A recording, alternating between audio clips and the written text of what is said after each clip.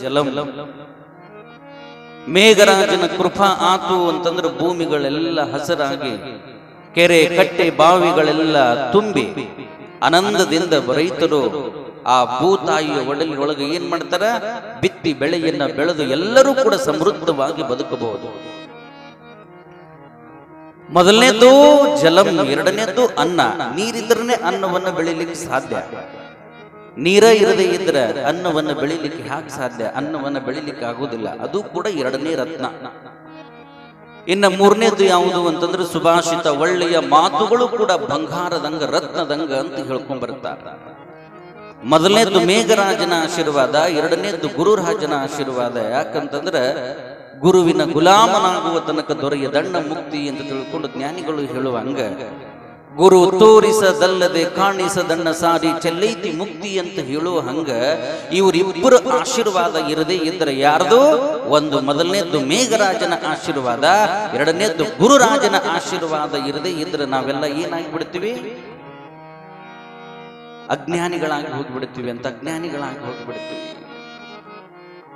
ಅದಕ್ಕೆ ಬಹಳಷ್ಟು ರೈತರು ಮೇಘರಾಜನನ್ನ ಒಲಿಸಿಕೊಳ್ಳುವುದಕ್ಕೆ ಅನೇಕ ವ್ರತಗಳನ್ನ ಉಡಿ ತುಂಬುವಂತಹ ದಿನಗಳನ್ನು ಮಾಡ್ತಾ ಇರ್ತಾರ.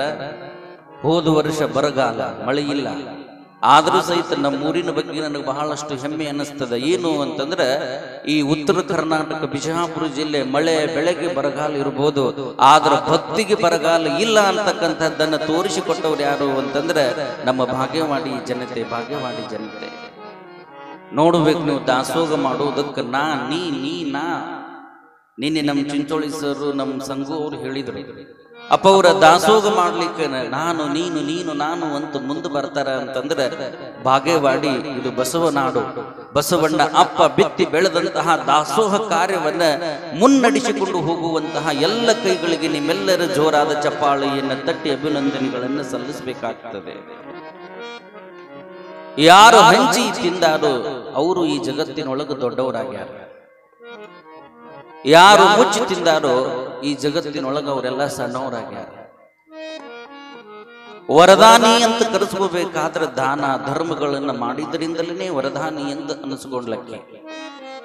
ಅದರ ಪವಾಡ ಮುಂದಿನ ಪುರಾಣದೊಳಗೆ ಬರುತ್ತದೆ. ಹೀಗೆ ಸಿರಸಮ್ಮನ ಗರ್ಭದಲ್ಲಿ ಹುಟ್ಟಿದಂತಹ ಲಿಂಗಮ್ಮ ಸಾಕ್ಷಾತ್ ಪಾರ್ವತಿಯ ಅವತಾರ. 2-3 ವರ್ಷಗಳಲ್ಲಿಯೇ ಲಿಂಗಮ್ಮ ಏನ್ ಮಾಡಿದ್ಲು ಅಂತಂದ್ರೆ ಕುಷ್ಠ ರೋಗಿಯ ಕುಷ್ಠತನವನ್ನ ಕಳೆದು ಆತನನ್ನ ಮಹಾತ್ಮನನ್ನಾಗಿ ಮಾಡಿದ್ಲು. ಅವರೆಲ್ಲ ಕಾರಣ ಇಟ್ಟುಕೊಂಡು ಹುಟ್ಟಿದವರು. ಆ ಹುಡುಗನ್ ಕುಂದ್ರಸರಿ ಯಾರು ನೋಡ್ರಿ, ಅವರೆಲ್ಲ ಕಾರಣ ಇಟ್ಟುಕೊಂಡು ಹುಟ್ಟಿದವರು. ಅವರೆಲ್ಲ ಸುಮ್ಮನೆ ಹುಟ್ಟಿ ಬಂದಿಲ್ಲ. ಅದಕ್ಕೆ ಅವರಿಗೆ ಕಾರುಣಿಕ ಯುಗ ಪುರುಷರು ಅಂತ ಕರ್ಕೊಂಡ್ ಬಂದರು. ಯಾಕೆ ಪಾರ್ವತಿಯ ಅವತಾರ ಈ ಭೂಮಿ ಮ್ಯಾಗ ಆಗ್ಯದ ಅಂತಂದ್ರ ಈ ಭೂಮಿ ಮ್ಯಾಗ ಅಧರ್ಮ ಅನ್ನುವಂಥದ್ದು ತಾಂಡವಾಡ್ಲಿಕ್ಕಂತದ. ಧರ್ಮದ ತತ್ವಗಳನ್ನ ಬಿತ್ತೋದಕ್ಕೆ ಯಾರ ಅವತಾರದೊಳಗೆ ಹುಟ್ಟಿ ಬಂದ್ಲು ಅಂತಂದ್ರೆ ಲಿಂಗಮ್ಮ ಪಾರ್ವತಿಯ ಅವತಾರದೊಳಗೆ ಸಿರಸಮ್ಮನ ಗರ್ಭದೊಳಗೆ ಹುಟ್ಟಿ ಬಂದಾಳ. ಸಿರಸಮ್ಮನ ಗರ್ಭದೊಳಗೆ ಹುಟ್ಟಿ ಬಂದಾಳ. ಪೂಜೆ ಪುನಸ್ಕಾರಗಳನ್ನು ಮಾಡ್ತಾ, ವಿಭೂತಿಯನ್ನು ಧರಿಸ್ತಾ, ಗುರುಲಿಂಗ ಜಂಗಮರ ಗುಪ್ತ ಭಕ್ತಿಯನ್ನು ಮಾಡ್ತಾ ಆನಂದದಿಂದ ಕಾಲವನ್ನು ಕಳೀತಾ ಇರಬೇಕಾದ್ರೆ ನಿನ್ನೆ ದಿನ ಹ್ಯಾಗ ಆ ತಾಯಿ ಮಗುವಿಗೆ ಸಂಸ್ಕಾರವನ್ನು ಕೊಟ್ಲು ಅನ್ನುವಂತಹದ್ದನ್ನು ನಿನ್ನೆ ದಿನ ನೀವೆಲ್ಲರೂ ಕೂಡ ಕೇಳಿದಿರಿ. ಆ ಕೂಸನ್ನು ನೋಡ್ತಾ ಆನಂದದಿಂದ ತನ್ನನ್ನ ತಾನು ಮರೆತು ಪ್ರೀತಿಯಿಂದ ಜೋಗುಳವನ್ನ ಹಾಡ್ತಾ ಆಡ್ತಾ ಆಡ್ತಾ ಆಡ್ತಾ ಕಳೀತಾ ಇರಬೇಕಾದ್ರೆ ಲಿಂಗಮ್ಮ ಎಲ್ಲಿಗೆ ಬಂದ್ಲು ಅಂತಂದ್ರೆ ಶಾಂತವೀರಯ್ಯನವ್ರ ಹತ್ರ ವಿದ್ಯಾ ಕಲ್ಯಾಣಕ್ಕೆ ಬಂದ್ಲು ನಿನ್ನೆ ದಿನ. ಜಗತ್ತಿನೊಳಗ ಮಕ್ಕಳಿಗೆ ಸಂಸ್ಕಾರ ಶಿಕ್ಷಣವನ್ನು ನೀವು ಕೊಟ್ರಿ ಅಂತಂದ್ರೆ ಆ ಮಕ್ಕಳ ಭವಿಷ್ಯ ಬಂಗಾರ ಆಗ್ತದೆ. ಯಾಕೆ ಶಿಕ್ಷಣಕ್ಕೂ ಬಹಳ ಮಹತ್ವ ಕೊಡಬೇಕಾಗ್ಯದ ಅಂತ ಕೇಳಿದ್ರೆ ಜೀವನದೊಳಗ ಎಲ್ಲವನ್ನ ಆಸ್ತಿ ಮಾಡಿಟ್ರೆ ಅಣ್ಣತಂಬರು ಹಂಚ್ಕೋತಾರೋ ಇಲ್ಲೋ. ಇದು ಬೇಕು ಅದು ಬೇಕು ಅದು ಬೇಕು ಇದು ಬೇಕು ಇದು ಚಲೋ ಅದು ಸುಮಾರ ಅಂತ ಹೊಡೆದಾಡಿ ಬಡದಾಡಿ ಹಂಚ್ಕೋತಾರ. ಒಂದು ವೇಳೆ ಅಣ್ಣತಂಬರು ಹಂಚ್ಕೊಳ್ಳದೆ ಇದ್ರೆ ಕಳ್ಳರು ಅದನ್ನು ಕದೀತಾರೆ. ಯಾವುದು ನೀವು ಗಳಿಸಿದ ಸಂಪತ್ತನ್ನು ಕಳ್ಳರು ಕದೀತಾರೆ. ಕಳ್ಳರು ಕದೀಲಿಲ್ಲ ಅಂತಂದ್ರೆ ಬೆಂಕಿಯಿಂದ ಸುಡಬಹುದು, ನೀರಿನಿಂದ ನೆನೆದು ಹಾಳಾಗಬಹುದು. ಯಾವುದು ನೀವು ಗಳಿಸಿದ ಸಂಪತ್ತು. ಆದ್ರೆ ವಿದ್ಯಾ ಸಂಪತ್ತು ಅನ್ನುವಂಥದ್ದು ಈಗ ನೀವು ವಿದ್ಯೆಯನ್ನು ಕಲಿತು ಬುದ್ಧಿವಂತರಾಗಿ ಪ್ರಕಾಂಡ ಪಂಡಿತರಾದ್ರಿ ಅಂತಂದ್ರೆ ಅದನ್ನ ಯಾವ ಅಣ್ಣತಂಬರಿಂದನೂ ಕೂಡ ಕಸಗೊಳಕ್ಕೆ ಬರುವುದೇ ಇಲ್ಲ. ಕರ್ಕೋರಪ್ಪರು ಹುಡುಗರ್ನ ಯಾವ ಅಣ್ಣತಂಬರಿಂದನೂ ಕೂಡ ಕಸಗೊಳಕ್ಕೆ ಬರುವುದಿಲ್ಲ. ಯಾವುದರ ಅಣ್ಣತಂಬರು ನಿನ್ನನ್ನು ವಿದ್ಯಾವಂತನಾಗಿ ಮಾಡಿ ನಾವು ರೈತರಾಗಿ ಇಲ್ಲೇ ದೇವಪ್ಪ ಮತ್ತು ನೀ ಕಲಿತು ವಿದ್ಯೆದಾಗ ಅರ್ಧ ಪಾಲು ಕೊಡುವಂತ ಯಾರ ಇಸ್ಕೊಂಡಾರ? ಎಲ್ಲಾ ಪಾಲುಗಳನ್ನು ಮಾಡಾಕ ಬರ್ತದೆ, ಆದ್ರೆ ಕಲಿತಿರುವಂತ ವಿದ್ಯೆಯನ್ನ ಪಾಲು ಮಾಡಕ್ ಯಾರಿಂದನೂ ಕೂಡ ಸಾಧ್ಯ ಇಲ್ಲ.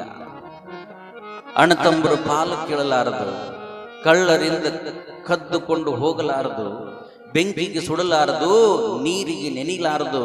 ಅದು ಯಾವುದು ಅಂತಂದ್ರೆ ವಿದ್ಯಾ ಸಂಪತ್ತು, ವಿದ್ಯಾ ಸಂಪತ್ತು. ಅದಕ್ಕೆ ಜ್ಞಾನಿಗಳು ಹೇಳ್ತಾರೆ, ಅನ್ನದಾನಂ ಪರಂ ದಾನಂ ವಿದ್ಯಾದಾನ ಮಹತ್ತ ಪರಂ. ಅನ್ನೇನ ಕ್ಷಣಿಕ ತೃಪ್ತಿ ಯಾವ ಜೀವಂಚ ವಿದ್ಯೆಯ. ಹಸಿದು ಬಂದಂತವನಿಗೆ ಅನ್ನವನ್ನು ನೀಡಿದ್ರೆ ಒಂದು 3-4 ತಾಸು ಹೊಟ್ಟೆಯನ್ನು ತುಂಬಿಸಿಕೊಳ್ಳಬಲ್ಲ. ಆದ್ರೆ ಆತನಿಗೆ ವಿದ್ಯಾ ನೀಡಿದ್ರಿ ಅಂತಂದ್ರೆ ಜೀವನ ಪರ್ಯಂತರ ಆ ವಿದ್ಯೆಯಿಂದ ಅನ್ನವನ್ನು ಪಡೆದುಕೊಳ್ಳುವಂತಹ ತಾಕತ್ತು ಎದುರಾಗದ ಅಂತಂದ್ರೆ ಅದು ವಿದ್ಯೆಯೊಳಗದ, ಅದು ಶಿಕ್ಷಣದೊಳಗದ. ಇವತ್ತು ದುಡ್ಡಿದ್ದಾವ ಓಣಿಗೆ ಶ್ರೀಮಂತ, ಊರಿಗೆ ಶ್ರೀಮಂತ. ಇವತ್ತು ಬಾಗೇವಾಡಿಗಿನ ಶ್ರೀಮಂತರು ಬಾಗೇವಾಡಿಗೆ ಅಷ್ಟ ಶ್ರೀಮಂತರು, ಆದ್ರ ಬಿಜಾಪುರದಾಗ ಇವ್ರು ತಲೆ ಮ್ಯಾಗ ಹಾರಂತವ್ರದಾರ. ಅಲ್ಲಿ ನಾ ಹೇಳ್ದಾರ್ತಕ್ಕದ ಬಿಜಾಪುರದಾಗಿನ ಶ್ರೀಮಂತರು ಬಿಜಾಪುರದಾಗ ಅಷ್ಟ ಶ್ರೀಮಂತರು, ಬೆಂಗಳೂರದಾಗ ಅವ್ರ ತಲೆ ಮ್ಯಾಗ ಹಾರಂಗದಾರ. ಅಲ್ಲಿ ಹೌದಿಲ್ರಿ ಈರನ್ಗೌಡ್ರ? ಬೆಂಗಳೂರದಾಗಿನ ಶ್ರೀಮಂತರು ಬೆಂಗಳೂರದಾಗ ಅಷ್ಟ ಶ್ರೀಮಂತರು, ದೆಹಲಿ ಒಳಗ ಅವ್ರ ತಲೆ ಮ್ಯಾಗ ಹಾರಂಗದಾರ. ಹೌದಿಲ್ಲ? ನಾವು ನಮ್ಮ ಓಣಿಗೆ, ನಮ್ಮ ಮನಿಗೆ, ನಮ್ಮ ಊರಿಗೆ, ನಮ್ಮ ರಾಜ್ಯಕ್ಕೆ, ನಮ್ಮ ದೇಶಕ್ಕೆ ಶ್ರೀಮಂತರು ಇರಬಹುದು, ಆದ್ರ ಪ್ರಪಂಚದೊಳಗ ಶ್ರೀಮಂತ ಮನಿತನಗಳು ಎಷ್ಟಿಲ್ಲ. ಆದ್ರ ಅವರು ಅವರವರ ಮನಿತನಕ್ಕೆ ಶ್ರೀಮಂತರೇ ಹೊರತು ಅಲ್ಲಿ ಅವ್ರ ಓಣ್ಯಾಗ ಅವ್ರ ಊರಿನೊಳಗ ಮಾತ್ರ ಅವರಿಗೆ ಗೌರವ ಸಿಗುತ್ತದೆ. ಆದ್ರೆ ಒಬ್ಬ ವಿದ್ಯೆಯನ್ನ ಕಲಿತಿರುವಂತಹ ಮನುಷ್ಯನಿಗೆ ಇಡೀ ಜಗತ್ತಿನೊಳಗ ಗೌರವ ಸಿಗುತ್ತದೆ. ಅದಕ್ಕೆ ಹೇಳ್ತಾರ ವಿದ್ವಾನ್ ಸರ್ವತ್ರ ಪೂಜ್ಯತೆ. ಏನ? ವಿದ್ವಾನ್ ಸರ್ವತ್ರ ಪೂಜ್ಯತೆ. ಹೀಗೆ ಲಿಂಗಮ್ಮ ಶಾಂತವೀರಯ್ಯನವರಿಂದ ಪಾಠ ಪ್ರವಚನಗಳನ್ನ ಕಲಿತು ಅವರಿಂದ ಆಯುರ್ವೇದಿಕ ವಿದ್ಯೆಗಳನ್ನು ಕಲಿತಾ ಬಂದ್ಲು. ಅವರು ಆಯುರ್ವೇದಿಕ ಪಂಡಿತರು ಶಾಂತವೀರಯ್ಯ ಸ್ವಾಮಿಗಳು. ಯಾವ ಏನು ವನಸ್ಪತಿಗಳನ್ನು ಕೂಡಿಸಿದ್ರೆ ಯಾವ ಔಷಧ ತಯಾರಾಗ್ತದೆ ಅನ್ನೋದು ಗೊತ್ತಿತ್ತಲ್ಲ. ಈಕೆಯ ಕಡೆಯಿಂದನೇ ಎಲ್ಲ ವನಸ್ಪತಿಗಳನ್ನ ರೋಗಿಗಳಿಗೆ ಕೊಟ್ಟು ಅವರನ್ನ ನಿರೋಗಿಗಳನ್ನಾಗಿ ಮಾಡ್ತಾ ಬಂದರು. ಅವಾಗ ಲಿಂಗಮ್ಮ ಅಂತಾಳ, ಅಪೋರ ನನಗೂ ಕೂಡ ಲಿಂಗವನ್ನು ಕರುಣಿಸಬೇಕು, ಲಿಂಗವನ್ನು ಕೊಡಬೇಕು ಅಂತಂದಾಗ ಆಗ ಶಾಂತವೀರಯ್ಯನವರಂತಿರ್ತಾರ, ಲಿಂಗ ಈಗಾಗಲೇ ನಿನಗದ, ಗರ್ಭದೊಳಗಿದ್ದಾಗಲೇ ನಿಮ್ಮ ತಂದೆ ನಮ್ಮಿಂದ ಲಿಂಗವನ್ನು ಪಡ್ಕೊಂಡು ಹೋಗ್ಯಾರ. ಆದ್ರೆ ಆ ಲಿಂಗಕ್ಕ 8ನೇ ವರ್ಷಕ್ಕೆ ಮತ್ತು ಜೀವಕಳೆಯನ್ನ ಮಾಡಿ ಏನ್ ಮಾಡ್ತೀವಿ? ದೀಕ್ಷೆಯನ್ನು ಕೊಡ್ತೀವಿ ಅಂತಂದಾಗ ಆ ದಿನ ಯಾವಾಗ ಬರ್ತದೆ ಅಂತ ತಿಳ್ಕೊಂಡು ಆ ತಾಯಿ ಲಿಂಗಮ್ಮ ಕಾಯ್ತಾ ಇದ್ಲಂತ. 8 ವರ್ಷ ತುಂಬಿದ ಬಳಿಕ ಏನ್ ಮಾಡಿದ್ರು ಶಾಂತವೀರಯ್ಯನವರು? ಲಿಂಗಮ್ಮನನ್ನ ಕರೆದು ಲಿಂಗಮ್ಮನ ಕೊರಳಲ್ಲಿ ಇರುವಂತಹ ಲಿಂಗವನ್ನ ತಮ್ಮ ಅಂಗೈ ಒಳಗೆ ಇಟ್ಟುಕೊಂಡು ಅದಕ್ಕೆ ಪಂಚಾಮೃತ ಅಭಿಷೇಕವನ್ನ ಮಾಡಿ ಆ ತಾಯಿಯ ಕೊರಳಿಗೆ ಕಟ್ಟಿ ಆಕೆಯನ್ನ ಕರೆದು ತಮ್ಮ ವರದ ಹಸ್ತವನ್ನ ಆಕೆಯ ತಲೆ ಮೇಲೆ ಇಟ್ಟು ಕಿವಿ ಒಳಗ ಪಂಚಾಕ್ಷರಿ ಮಹಾಮಂತ್ರವನ್ನ ನೀಡಿ ಲಿಂಗಮ್ಮನಿಗೆ ಲಿಂಗ ದೀಕ್ಷೆಯನ್ನ ಮಾಡಿದ್ರು. ಯಾರು? ಶಾಂತವೀರಯ್ಯನವರು. ಅದಕ್ಕೆ ಜೀವನದೊಳಗ ಗುರು ಬೇಕು. ಗುರು ಇರದೇ ಇದ್ರ ಗುರಿ ಮುಟ್ಟಾಕ ಸಾಧ್ಯ ಇಲ್ಲ. ಅದಕ್ಕೆ ಜ್ಞಾನಿಗಳು ಹೇಳ್ತಾರ, ಗುರುವಿನ ಗುಲಾಮನಾಗುವ ತನಕ ದೊರೆಯ ದಂಡ ಮುಕ್ತಿ. ಅದಕ್ಕೆ ನಮ್ಮ ಗವಾಯಿಗಳು ಏನ್ ಹಾಡ್ತಾರ? ಗುರುವಿನ ಗುಲಾಮ ನಾಗುವ ತನಕ ದೊರೆಯದಣ್ಣ ಮುಕುತಿ, ದೊರೆಯದಣ್ಣ ಮುಕುತಿ. ಗುರುವಿನ ಗುಲಾಮ ನಾಗುವ ತನಕ, ಗುರುವಿನ ಗುಲಾಮ ನಾಗುವ ತನಕ ದೊರೆಯದಣ್ಣ ಮುಕುತಿ, ದೊರೆಯದಣ್ಣ ಮುಕುತಿ. ಪರಿಪರಿ ಅನೇಕ ಶಾಸ್ತ್ರಗಳೋದಿ, ಪರಿಪರಿ ಅನೇಕ ಶಾಸ್ತ್ರಗಳೋದಿ ವ್ಯರ್ಥವಾಯಿತು ಭಕ್ತಿ, ವ್ಯರ್ಥವಾಯಿತು ಭಕುತಿ ಗುರುವಿನ ಗುಲಾಮ ನಾಗುವ ತನಕ ಗುರುವಿನ ಗುಲಾಮ ನಾಗುವ ತನಕ ದೊರೆಯದಣ್ಣ ಮುಕುತಿ ಗುರುವಿನ ಗುಲಾಮನಾಗುವ ತನಕ ದೊರೆಯದಣ್ಣ ಮುಕ್ತಿ ಎನ್ನುವಂತ ಗೀತೆಯನ್ನು ಹಾಡಿದ ಕಲಾವಿದರಿಗೆ ಮತ್ತೊಮ್ಮೆ ನಿಮ್ಮೆಲ್ಲರ ಜೋರಾದ ಚಪ್ಪಾಳೆಯನ್ನು ತಟ್ಟೆ ಅಭಿನಂದನೆಗಳನ್ನು ಸಲ್ಲಿಸಬೇಕು. ಜೀವನದೊಳಗ ಗುರುವಿನ ಗುಲಾಮನಾದಾಗ ಮಾತ್ರ ಮುಕ್ತಿ ಎನ್ನುವಂಥದ್ದು ಸಿಗ್ತದೆ. ಗುರು ತೋರಿಸದಲ್ಲದೆ ಕಾಣಿಸದಣ್ಣ ಸಾರಿ ಚಲೈತಿ ಮುಕ್ತಿ. ಜೀವನದೊಳಗ ಸಮರ್ಥ ಸದ್ಗುರು ಸಿಗಬೇಕಾದ್ರೆ ಅದು ಪೂರ್ವ ಜನ್ಮದ ಪುಣ್ಯ ಬೇಕಂತ.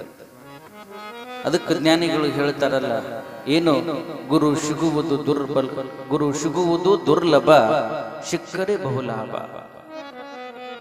ಗುರು ಸಿಗುವುದು ದುರ್ಲಭ ಸಿಕ್ಕರೆ ಬಹುಲಾಭ. ಜೀವನದೊಳಗ ಗುರು ದೇವರಿಗಿಂತಲೂ ಬಹಳ ಅವಶ್ಯವಾಗಿ ಬೇಕಾಗ್ತದೆ. ಅದಕ್ಕೆ ಜ್ಞಾನಿಗಳು ಹೇಳ್ತಾರ, ಮಡಿಕೆಯ ಮಾಡುವಡೆ ಮಣ್ಣೆ ಮೊದಲು, ಮಡಿಕೆಯ ಮಾಡುವಡೆ ಮಣ್ಣೆ ಮೊದಲು, ತೊಡಗೆಯ ಮಾಡುವಡೆ ಹೊನ್ನೆ ಮೊದಲು, ಶಿವಪಥವ ನರಿದೊಡೆ ಗುರುಪಥವೇ ಮೊದಲು ಅಂತ ಹೇಳ್ಕೊಂಡು ಬಂದರು. ಗಡಿಗೆ ಮಾಡಬೇಕಾದ್ರೆ ಮೊದಲು ಏನು ಬೇಕು ಅಂತಂದ್ರೆ ಮಣ್ಣು ಬೇಕು, ಹೌದಿಲ್ಲ? ಕುಂಬಾರ ಮಾಡ್ತಾರೋ ಏನು ಕಂಬಾರ ಮಾಡ್ತಾರೋ ಗಡಿಗೆ? ಯಾಕ್ರವ ಕುಂಬಾರ ಮಾಡ್ತಾರೋ ಏನು ಕಂಬಾರ ಮಾಡ್ತಾರೋ? ಕುಂಬಾರ ಮಾಡ್ತಾರೆ. ಗಡಿಗೆ ಮಾಡಬೇಕಾದ್ರೆ ಮೊದಲು ಏನು ಬೇಕು? ಮಣ್ಣು ಬೇಕು. ಮಣ್ಣಿದ್ರೆ ಮಾತ್ರ ಗಡಿಗೆ ಆಗ್ತಾವ, ಹೌದಿಲ್ಲ?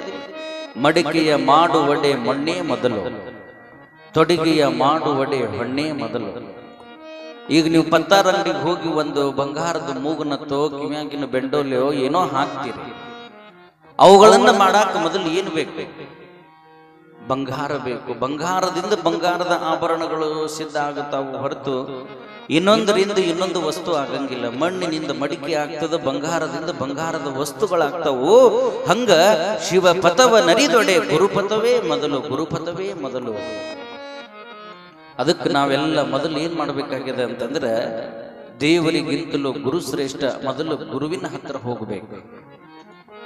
ಯಾಕಂತ ಕೇಳಿದ್ರೆ ಶರಣ ಸತಿ ಲಿಂಗಪತಿ ಅಂತ ಹೇಳ್ಕೊಂಡು ಬರ್ತಾರೆ.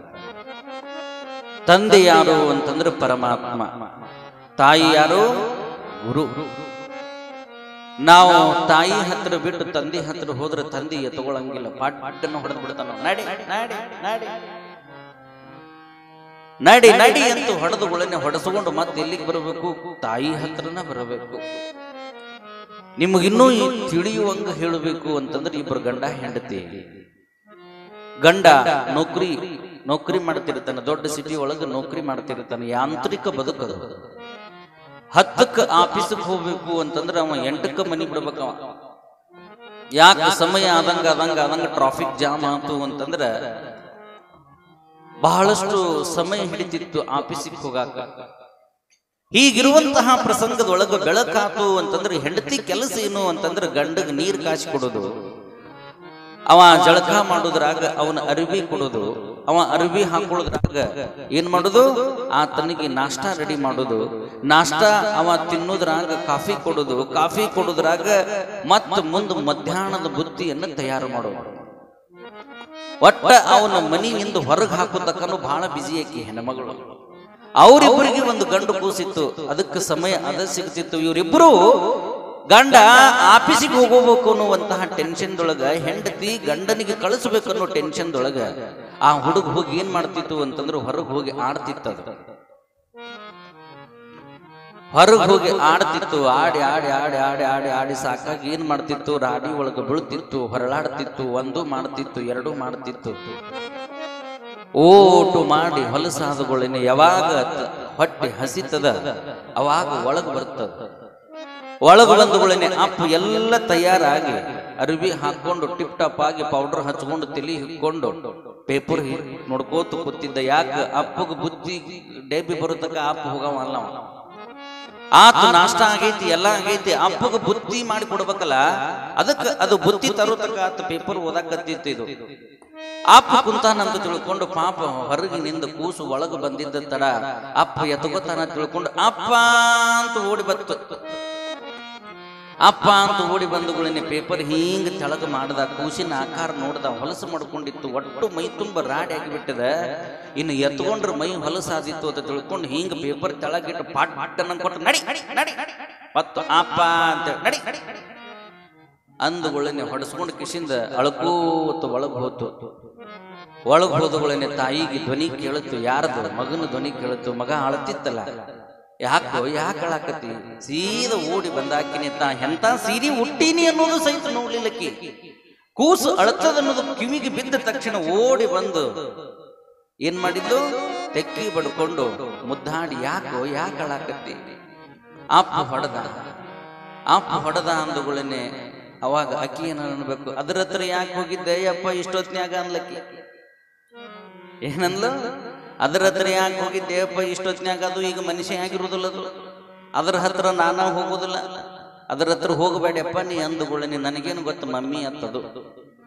ಬಾ ಮೈ ಎಲ್ಲ ಹೊಲಸು ಮಾಡ್ಕೊಂಡಿ ಅಂತ ತಿಳ್ಕೊಂಡು ಅದನ್ನ ಬಚ್ಚಲ ಮನೆಗೆ ಕರ್ಕೊಂಡು ಹೋಗಿ ಎಲ್ಲಾ ಅರ್ಬಿ ಬಿಚ್ಚಿ ಒಗದು ಸ್ವಚ್ಛಾಗಿ ಸಾಬೂನು ಹಚ್ಚಿ ಮೈ ತೊಳೆದು ಮತ್ತ ಅರ್ಬಿ ಉಡಿಸಿ ಪೌಡರ್ ಹಚ್ಚಿ ತಲೆ ಹಿಕ್ಕಿ ಹೋಗಿ ಹೊರಗೆ ಸೋಫಾದ ಮ್ಯಾಗ ಕುಂದರು.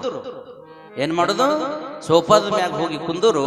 ನಿನಗೊಂದು ಲೋಟ ಹಾಲು ತಗೊಂಡ್ಬರ್ತೀನಿ ಅಂದುಗಳೇನೆ. ಯಾಕೆ ಹೋಲ್ದಕ್ಕ ಅಂತ ತಿಳ್ಕೊಂಡು ಅದು ಹಗರ್ಕು ಹುಡುಗ ಹೊರಗೆ ಬರೋದ್ರಾಗ ಅಪ್ಪ ಇನ್ನೂ ಕೂತ ಇದ್ದ. ಯಾಕೆ ಬುತ್ತಿ ಡೇಬಿ ಬರೋದಕ್ಕ ಅಪ್ಪ ಹೋಗವಲ್ಲ. ಹೀಗ ಪೇಪರ್ ಓದ್ಕೋತು ಕೂತಿದ್ದ. ಯಾವಾಗ ಇದು ಕೂಸು ಒಳಗಿನಿಂದ ಹೊರಗೆ ಬತ್ತು, ಮೂಗಿಗೆ ಪೌಂಡ್ಸು ವಾಸನೆ ಬಡಿತು. ಯಾರಿಗೆ? ಅಪ್ಪಗ. ಪೌಂಡ್ಸ್ ವಾಸನೆ ಬಡದಗಳನ್ನ ಹೀಗ ಪೇಪರ್ ಕೆಳಗಿಟ್ಟು ನೋಡ್ದ. ಕೂಸು ಸ್ವಚ್ಛ ಆಗಿತ್ತು, ತಲೆ ಹಿಕ್ಕಿದ್ಲು, ಹೊಸ ಅರಿವಿ ತೊಡಸಿದ್ಲು. ಅವಾಗ ಪೇಪರ್ ಮಗ್ಗಲ್ಕಿಂತ ಬಾ ಮಗನ ಬಾ ಮಗನ ಬಾ ಮಗನ ಬಾ ಮಗನ ಅಂತ ಎತ್ಕೊಂಡು ಮುದ್ದಾಡಕತ್ತ. ಮೊದಲು ಎತ್ಕೋಬೇಕು. ಯಾಕೆ ಮೊದಲು ಎತ್ಕೊಳ್ಳಿಲ್ಲ? ಯಾಕೆ ಎತ್ಕೊಳ್ಳಿಲ್ರಿ? ಯಾಕೆ ಎತ್ಕೊಳ್ಳಿಲ್ಲ ಅಂತಂದ್ರೆ ಮೊದಲು ಕೂಸು ಏನಾಗಿತ್ತು? ಹೊಲಸು ಮಾಡಿಕೊಂಡಿತ್ತು.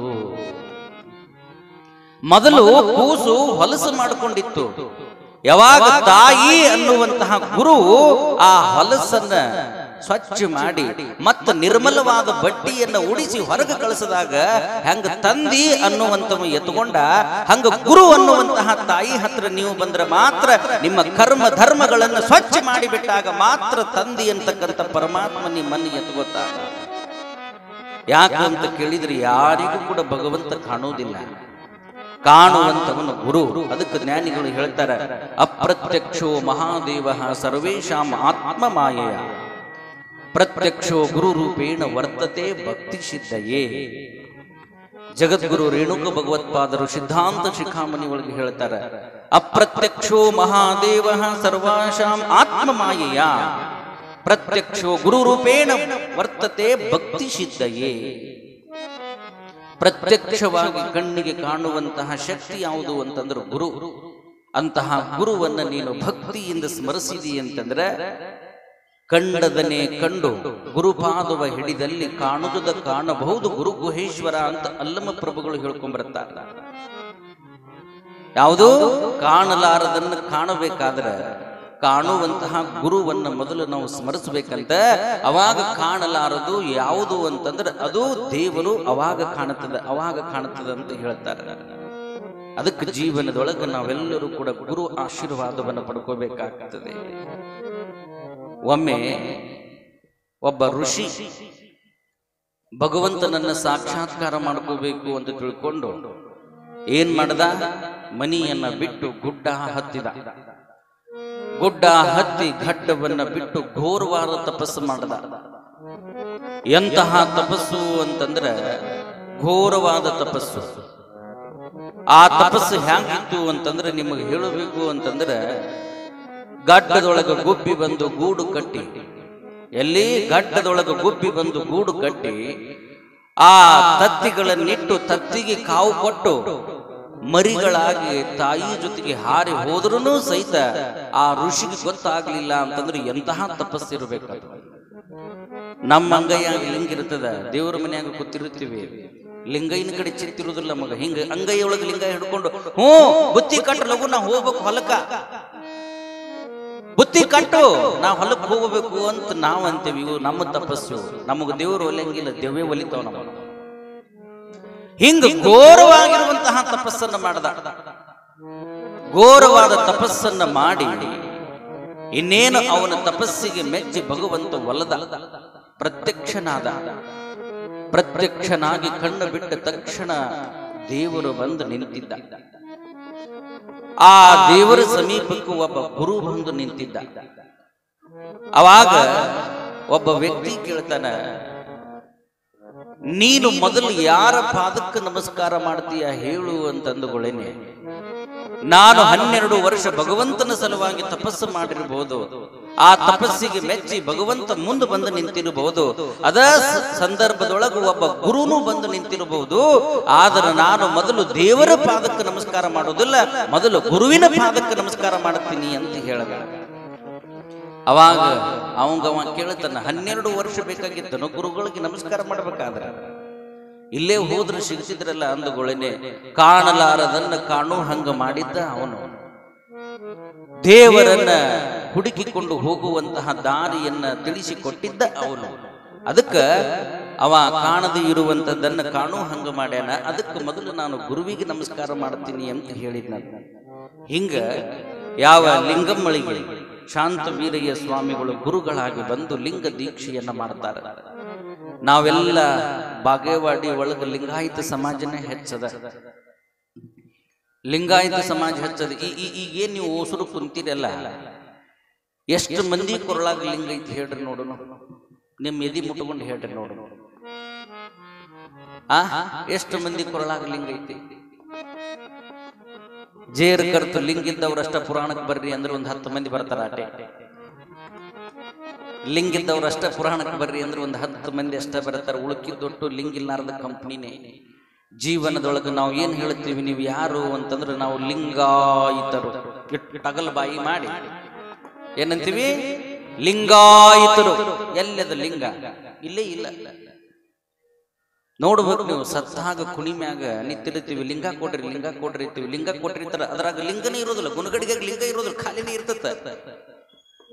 ಮತ್ತೇನ್ ಮಾಡ್ತಾರೆ? ತಗೋರಿ ತಿಳ್ಕೊಂಡು ಯಾರದರ ಲಿಂಗ ಕೊಟ್ಟುಕೊಳ್ಳೇನೆ ಆ ಲಿಂಗವನ್ನು ಸತ್ತಿದ್ರ ಕೈಯಾಗಿಟ್ಟು ಹೋಗುದ್ ಬಿಡ್ತೀವಿ. ಯಾಕೆ ಈ ಮಾತನ್ನೋದು? ಯಾವ್ದು ದಾಂಧಲಿ ಮಾಡ್ತದ ನೋಡ್ರಿ ಮ್ಯಾಗದು. ಹೀಗೆ ಲಿಂಗಾಯಿತರು ಅಂತ ಕೇಳಿದ್ರೆ ಕೇವಲ ಹಣವಿದ್ದವನು ಹಣವಂತ, ರೂಪವಿದ್ದವನು ರೂಪವಂತ, ಗುಣವಿದ್ದವನು ಗುಣವಂತ. ಯಾರ ಕೊರಳಾಗ ಲಿಂಗ ಇರುತ್ತದೆ ಅವರು ಲಿಂಗವಂತರು. ಆ ಗುರುಗಳಿಂದ ಯಾರು ಲಿಂಗವನ್ನ ಪಡೆದುಕೊಂಡು ಪೂಜೆ ಪುನಸ್ಕಾರಗಳನ್ನು ಮಾಡ್ತಾ ಆನಂದದಿಂದ ಜೀವನವನ್ನ ಮಾಡ್ತಾ ಇದ್ಲು. ಅದಕ್ಕೆ ಲಿಂಗ ಪೂಜೆಯ ಮಾಡಿರೋ ಅನ್ನುವಂತ ಗೀತೆಯನ್ನು ಹಾಡ್ತಾರೆ. ಲಿಂಗ ಪೂಜೆಯ ಮಾಡಲಿಲ್ಲಲ್ಲೋ ಮಂಗ, ಅದಕ ನಿನಗೊಲಿಲಿಲ್ಲೋ ಕೂಡಲ ಸಂಗ. ಲಿಂಗ ಪೂಜೆಯ ಮಾಡಲಿಲ್ಲಲ್ಲೋ ಮಂಗ, ಅದಕ ನಿನಗೊಲಿಲಿಲ್ಲೋ ಕೂಡಲ ಸಂಗ. ಮೊದಲಿಂದ ಬೌದಿದಿ ಕಡೆತನಕ ಹಿಂಗ, ಮೊದಲಿಂದ ಬೌದಿದಿ ಕಡೆತನಕ ಹಿಂಗ. ಮಾನವನಾಗಿ ಮಾಡಿದರ ಹೆಂಗ, ಮಾನವನಾಗಿ ಮಾಡಿದರ ಹೆಂಗ. ಲಿಂಗ ಪೂಜೆಯ ಮಾಡಲಿಲ್ಲಲ್ಲೋ ಮಂಗ, ಅದಕ ನಿನಗೊಲಿಲಿಲ್ಲೋ ಕೂಡಲ ಸಂಗ. ಲಿಂಗ ಪೂಜೆಯ ಮಾಡಲಿಲ್ಲಲ್ಲೋ ಮಂಗ, ಅದಕ ನಿನಗೊಲಿಲಿಲ್ಲೋ ಕೂಡಲ ಸಂಗ.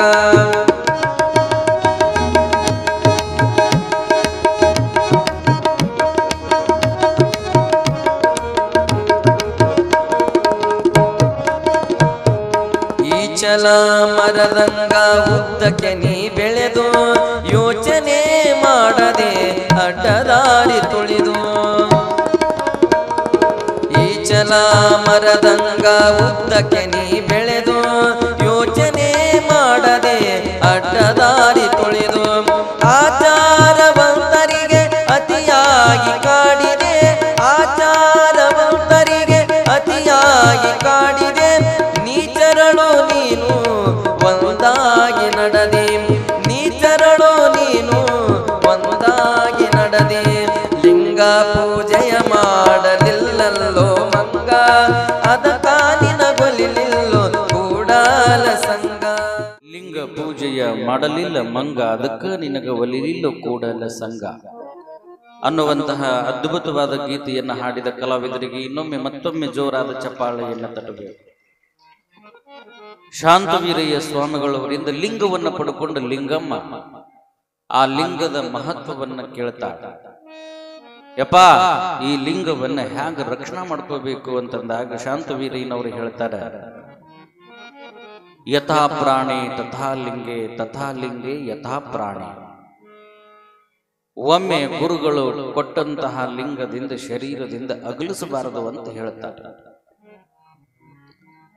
ಒಮ್ಮೆ ಸದ್ಗುರುಗಳು ಕೊಟ್ಟಿರುವಂತಹ ಲಿಂಗವನ್ನು ದೇಹದಿಂದ ಅಗಲಿಸಬಾರದು. ಒಂದು ವೇಳೆ ದೇಹದಿಂದ ಅಗಲಿತು ಅಂತಂದ್ರೆ ಈ ಶರೀರದೊಳಗಿನ ಪ್ರಾಣ ಪಕ್ಷಿ ಹೋದ ಮೇಲೆ ಈ ಶರೀರ ಏನಾಗ್ತದೆ? ಶಿವ ಹೋದ ಅಂತಂದ್ರೆ ಶವ ಆಗಿ ಹೋಗ್ಬಿಡ್ತದೆ. ಎಲ್ಲಿ ತಕ್ಕ ಈ ಶರೀರಕ್ಕೆ ಕಿಮ್ಮತ್ತು ಅಂತಂದ್ರೆ ಶಿವ ಇರತಕ್ಕ ಮಾತ್ರ ಈ ಶರೀರಕ್ಕೆ ಕಿಮ್ಮತ್ತು. ಶಿವ ಹೋದ ಅಂದ್ರೆ ಏನಾಗ್ತದ? ಶವ ಆಗಿ ಹೋಗಿಬಿಡ್ತದೆ. ಹಂಗ ಲಿಂಗ ಅಂಗದಿಂದ ಅಗಲಿದ್ರೆ ಪ್ರಾಣ ಬಿಡಬೇಕು ಅಂತ ಹೇಳ್ತಾರೆ. ಯಾರು? ಬಸವಾದಿ ಶರಣರು.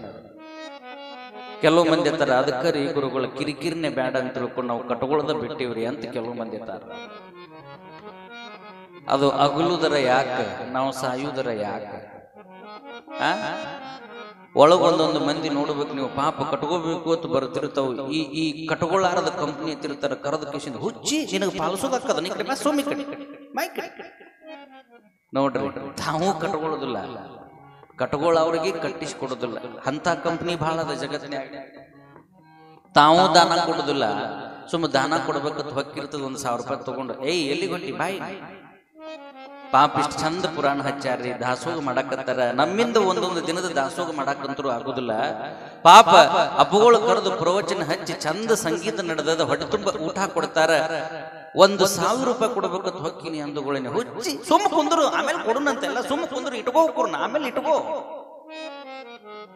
ನಡಿ. ಅದು ಕೊಡಾಕ ಬರ್ತಿರ್ತದ, ಅದನ್ನ ನಾ ಎಲ್ಲ ಕೊಡ್ತೀನಿ ತಗೋ ಅಂತ ತಿಳ್ಸ್ಕೊಂಡು ಕಿಶೆದಾಗ ಇಟ್ಕೊಂಡು ಕೊಟ್ಟ ಇಲ್ಲಾದ್ರೆ ಬೆಟ್ಟ ನಡಿ. ಅದೊಂದು 1,000 ರೂಪಾಯಿ ಹಾಕೊಂಡು ಎದ್ದ ಬೆಟ್ಟ ಹಾಕಿ ಈ ಮಂದಿ ಬಾಳದ ಜಗತ್ತಿನೊಳಗೆ. ಸುಮ್ಮ ತಮ್ಮಗಂತರೂ ಕೊಡೋದಾಗೋದಿಲ್ಲ. ಕೊಡವ್ರು ಕೊಡ್ತಿರ್ತಾರ, ಕೇಳೋರು ಕೇಳ್ತಿರ್ತಾರ, ಎಲ್ಲಾನು ಚಂದ ನಡೀತಿರ್ತದ. ಸುಮ್ಮ ಕೂತ್ರ ಸಾಕಾಗ್ಯದ. ಕೆಲವು ಮಂದಿ ಸುಮ್ಮ ಕೂತ್ ಬಿಟ್ರೆ ಸಾಕು. ಸುಮ್ಮ ಕೂತ್ರಿ ಎಲ್ಲಾ ಬಹಳ ಚಂದ ತನ್ನಷ್ಟಕ್ಕೆ ತಾನು ನಡೆದ ನಡೀತದೆ. ಹಿಂಗ ಲಿಂಗಮ್ಮ ಆ ಲಿಂಗದ ಮಹತ್ವವನ್ನು ಹೇಳಿದಾಗ ಹೇಳ್ತಾರ, ಲಿಂಗ ಅಂತಂದ್ರೆ ಪವಿತ್ರವಾಗಿರುವಂತಹದ್ದು.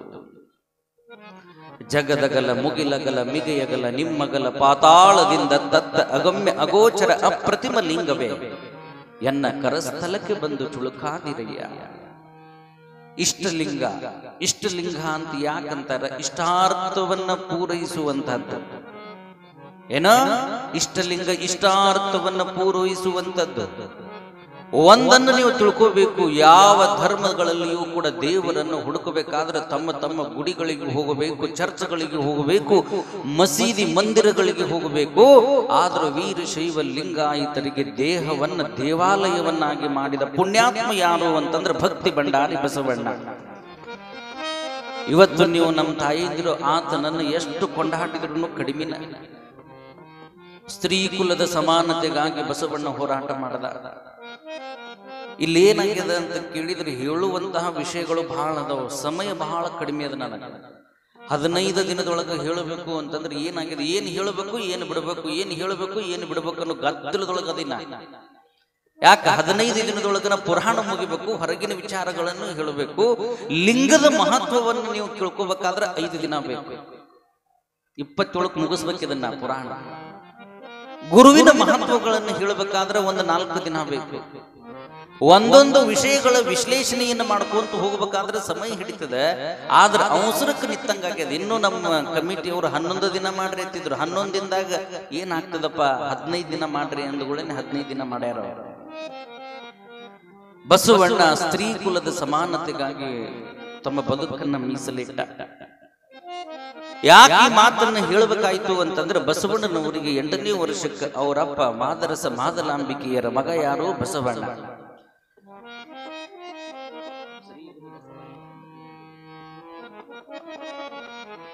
ಬಸವಣ್ಣ ಬಾಲ್ಯದೊಳಗಿದ್ದಾಗ 8 ವರ್ಷ. 8 ವರ್ಷದ ಬಸವಣ್ಣನ ಬಾಲ್ಯದೊಳಗಿದ್ದಾಗ ಉಪನಯನವನ್ನ ಮಾಡುವಂತಹ ಸಂಸ್ಕಾರ ಅವರ ಸಮಾಜದೊಳಗೆ ಇರುತ್ತದೆ. ಯಾವುದು? ಉಪನಯನ. ಅಂದ್ರ 3 ಎಳಿ ಜನಿವಾರವನ್ನ ಹಾಕಿ ಏನ್ ಮಾಡ್ತಾರ? ಗಾಯತ್ರಿ ಮಹಾಮಂತ್ರವನ್ನ ಉಪದೇಶ ಮಾಡ್ತಾರ. ಗಾಯತ್ರಿ ಮಹಾಮಂತ್ರವನ್ನ ಉಪದೇಶ ಮಾಡಬೇಕು ಅಂತ ತಿಳ್ಕೊಂಡು ಮಾದರಸ ಮಾದಲಾಂಬಿಕೆಯರು ಏನು ನಮ್ಮ ಮಠದ ಹಿಂದೆ ಐತಲ್ಲ ಬಸವಣ್ಣನವರ ಮನಿ, ಅಲ್ಲಿ ಏನಿತ್ತು? ಬ್ರಾಹ್ಮಣರ ಅಗ್ರಹಾರ. ಅಗ್ರಹಾರ ಅಂತಂದ್ರೆ ಓಣಿ. ಆ ಓಣಿಯ ಒಡೆಯ ಯಾರು ಅಂತಂದ್ರೆ ಮಾದರಸ ಮಾದಲಾಂಬಿಕೆ. ಅವರಿಗೆ ಬಹಳ ದಿನದ ಮ್ಯಾಗ ಅಕ್ಕ ನಾಗಮ್ಮ ಹುಟ್ಟಿದ 12 ವರ್ಷಕ್ಕೆ ಹುಟ್ಟಿ ಬಂದ ಆತ ಬಸವಣ್ಣ. ಆತನಿಗೆ ಉಪನಯನವನ್ನು ಮಾಡಬೇಕು ಅಂತ ತಿಳ್ಕೊಂಡು ಎಲ್ಲ ವೈದಿಕರನ್ನ ಪುರೋಹಿತರನ್ನ ಕರೆದು ಬಸವಣ್ಣನವರಿಗೆ ಉಪನಯನವನ್ನು ಮಾಡಬೇಕು ಅಂತ ಕರೆದ್ರು. ಆಗ ಬಸವಣ್ಣ ಅಂತಾನ, ಯಾಕಪ್ಪ ನಿನಗೆ ಉಪನಯನವನ್ನ ಮಾಡುತ್ತೀವಿ. ಉಪನಯನ ಅಂದ್ರೆ ಏನು?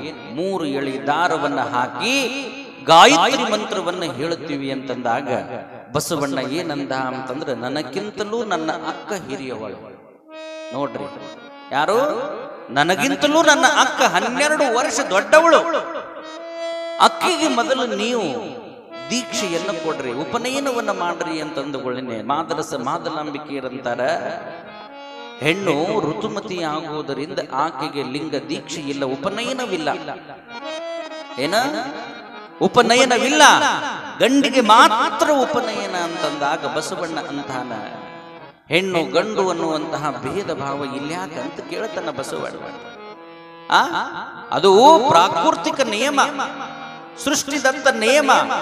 ಇವತ್ತು ಆ ತಾಯಿಯ ಗರ್ಭದೊಳಗನ ನಾವು ಹುಟ್ಟಿ ಬಂದಂತಹ ಗಂಡಸರು ಲಿಂಗವನ್ನ ಪಡ್ಕೋತೀವಿ ಅಂತಂದ್ರ, ಉಪನಯನವನ್ನ ಮಾಡಿಸ್ಕೋತೀವಿ ಅಂತಂದ್ರ, ಮತ್ತ ನಮ್ಮನ್ನ ಹೆತ್ತಿರುವಂತಹ ತಾಯಿಗೆ ಆ ಉಪನಯನ ಯಾಕಿಲ್ಲ ಅಂತ ಮೊಟ್ಟ ಮೊದಲು ಪ್ರಶ್ನೆ ಮಾಡಿದ ವ್ಯಕ್ತಿ ಅಂತಂದ್ರೆ ಆತನೇ ಭಕ್ತಿ ಭಂಡಾರಿ ಬಸವಣ್ಣ. ಭಕ್ತಿ ಭಂಡಾರಿ ಬಸವಣ್ಣ. ಅವಾಗ ಅವರೆಲ್ಲ ಅಂತಾರ, ಉಪಾಧ್ಯಾಪಿತನ ಮಾತಾಡಕ್ ಹೋಗ್ಬೇಡ, ಬ್ರಾಹ್ಮಣರ ಧರ್ಮದೊಳಗೆ ಏನೈತಿ ಅದನ್ನ ನೀನು ಪಾಲಿಸಬೇಕು ಅಂತಂದಾಗ ಬಸವಣ್ಣ ಅವತ್ತ ಶಪಥವನ್ನ ಮಾಡ್ತಾನ, ಮೊದಲು ನನ್ನ ಅಕ್ಕನಿಗೆ ಉಪನಯನವನ್ನ ಮಾಡುವುದಾದ್ರೆ ನಾನು ಉಪನಯನವನ್ನ ಮಾಡಿಸ್ಕೋತೀನಿ ಅಂತಂದಾಗ ತಂದೆ ಮಗನಿಗೆ ಜಗಳ ಶುರುವಾಗ್ತದೆ. ಅದು ನಮ್ಮ ಧರ್ಮದೊಳಗೆ ಇಲ್ಲ ಅಂತಂದ್ರೆ, ನಿಮ್ಮ ಧರ್ಮದೊಳಗೆ ಯಾವುದೂ ಇಲ್ಲ, ಅದು ನನಗೆ ಬೇಕಾಗಿಲ್ಲ ಅಂತ ಬಸವಣ್ಣ ಧಿಕ್ಕರಿಸಿದ. ಬಸವಣ್ಣ ಧಿಕ್ಕರಿಸಿ ಏನ್ ಮಾಡ್ದ ಅಂತಂದ್ರೆ, ನಾನು ಉಪನಯನವನ್ನ ಮಾಡಿಸಿಕೊಳ್ಳಂಗಿಲ್ಲ, ನೀನು ಅಕ್ಕನಿಗೆ ಮಾಡುವುದಾದ್ರೆ ಮಾತ್ರ ನಾನು ಉಪನಯನವನ್ನ ಮಾಡಿಸ್ಕೋತೀನಿ ಅಂತಂದ. ಯಾವಾಗ ತಂದೆ ಒಪ್ಪಲಿಲ್ಲೋ ಆಗ ಎಲ್ಲಿ ಸಮಾನತೆ ಇದೆ, ಯಾವುದು ಸರಳತೆ ಇದೆ, ಆ ಧರ್ಮವನ್ನು ನಾನು ಒಪ್ಪುಕೊಂತೀನಿ ಎಂದು ತಿಳ್ಕೊಂಡು ಬಸವಣ್ಣನವರು ಏನ್ ಮಾಡಿದ್ರು ಅಂತಂದ್ರೆ, ತಂದೆಯ ಜೊತೆ ಜಗಳ ಮಾಡಿದಗಳೇನೆ. ಆಗ ಮಾದರಸ ಅಂತಾನ, ಈ ರೀತಿ ನನ್ನ ಮನೆಯೊಳಗೆ ಇದ್ದು ನೀ ವಾದ ಮಾಡೋದಾದ್ರೆ ನನ್ನ ಮನೆಯೊಳಗೆ ನೀ ಇರಬೇಡ ಅಂತಂದುಗಳೇನೆ ಬಸವಣ್ಣ ಮನೆ ಬಿಟ್ಟು ಹೊರಟೇ ಬಿಟ್ಟ. ಬಸವಣ್ಣ ಮನೆ ಬಿಟ್ಟು ಹೊರಟ. ಆಗ ತಾಯಿ ಅಂತಾಳ ದುಃಖದಿಂದ, ಬಸವ ಹೋಗಬೇಡೋ, ಮನೆ ಬಿಟ್ಟು ಹೋಗಬೇಡೋ, ಮನೆ ಬಿಟ್ಟು ಹೋಗಬೇಡೋ ಅಂತಂದುಗಳೇನೆ. ಅಮ್ಮ, ಎಲ್ಲಿ ತನಕ ಹೆಣ್ಣಿಗೆ ಸಮಾನತೆ ಸಿಗೋದಿಲ್ವೋ ಅಲ್ಲಿ ತನಕ ಈ ಸಮಾಜ ಉದ್ಧಾರ ಆಗೋದಿಲ್ಲಮ್ಮ. ನಿನಗಾಗಿ, ನಿನ್ನ ಹಕ್ಕಿಗಾಗಿ ಬಡದಾಡ್ತಾ ಇದ್ದೀನಿ ಅಂತಂದ. ಇವತ್ತು ನೀವು ಏನಾದ್ರೂ 4 ಗೋಡೆಗಳಿಂದ ಹೊರಗೆ ಬಂದು ಇಷ್ಟು ಚಂದ ನೀವು ಪುರಾಣವನ್ನು ಕೇಳಬೇಕಾಗಿತ್ತು ಅಂತಂದ್ರೆ ಅದು ಬಸವಣ್ಣ ಕೊಟ್ಟ ಸಮಾನತೆ, ಅದನ್ನು ನೀವು ಒಪ್ಕೋಬೇಕಾಗ್ತದೆ. ಇಲ್ಲ ಅಂತಂದ್ರೆ 3 ಮನಿ ನಿಮಗ, ಒಂದು ಹುಟ್ಟಿದ ಮನಿ, ಒಂದು ಹೆರಿಗೆ ಮನಿ, ಇನ್ನೊಂದು ಸುಡಗಾಡ ಮನಿ. ನಾ ಹೇಳ್ದಾರ್ತಕ್ಕದ, ಒಂದು ಹುಟ್ಟಿದ ಮನಿ, ಇನ್ನೊಂದು ಹೆರಿಗೆ ಮನಿ, ಇನ್ನೊಂದು ಸುಡಗಾಡ ಮನಿ. ಈ 3 ಮನಿಗಳಿದ್ದು ಈ 4 ಗೋಡೆಗಳ ಮಧ್ಯದಿಂದ ನಿಮ್ಮನ್ನು ಹೊರಗೆ ತಂದು ನಿಮಗೂ ಕೂಡ ಲಿಂಗವನ್ನ ಕರುಣಿಸಿದಂತಹ ಲಿಂಗವಂತ ಮಹಾಯೋಗಿ ಅಂತಂದ್ರೆ ಆತನೇ ಭಕ್ತಿ ಭಂಡಾರಿ ಬಸವಣ್ಣ. ಆತನೇ ಭಕ್ತಿ ಭಂಡಾರಿ ಬಸವಣ್ಣ. ಧರ್ಮವ ಬೆಳಗಿದೆ ಅಣ್ಣ, ಕರ್ಮವ ಕಳದೆ ಅಣ್ಣ, ಬಾಬಾರೋ ಇನ್ನೊಮ್ಮೆ ಬಸವಣ್ಣ, ಬಾಬಾರೋ ಈ ಭುವಿಗೆ ಬಸವಣ್ಣ. ಧರ್ಮವ ಬೆಳಗಿದೆ ಅಣ್ಣ, ಕರ್ಮವ ಕಳದೆ ಅಣ್ಣ, ಧರ್ಮವ ಬೆಳಗಿದೆ ಅಣ್ಣ, ಕರ್ಮವ ಕಳದೆ ಅಣ್ಣ, ಬಾಬಾರೋ ಇನ್ನೊಮ್ಮೆ ಬಸವಣ್ಣ, ಬಾಬಾರೋ ಈ ಭುವಿಗೆ ಬಸವಣ್ಣ.